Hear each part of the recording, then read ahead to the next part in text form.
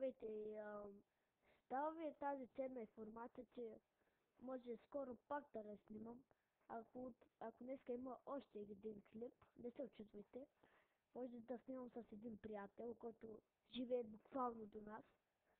Ние сме два блока, аз съм първия блок, а той е задния блок, които са абсолютно еднакви изглеждат. И са еднакви направо.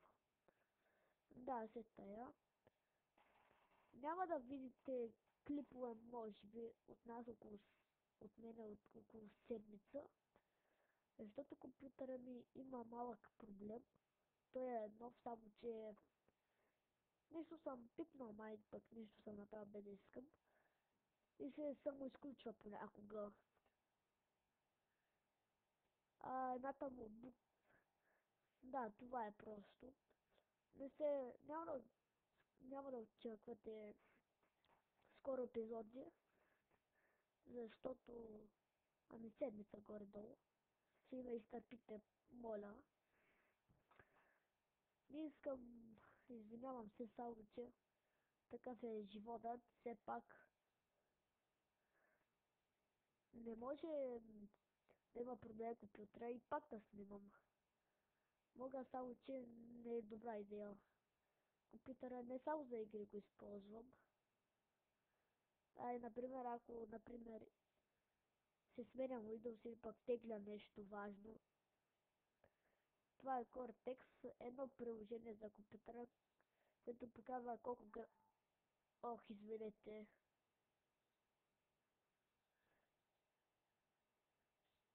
Извинете, нещо му стана в момента, сигурно, защото снимам, не може да покажа и програми.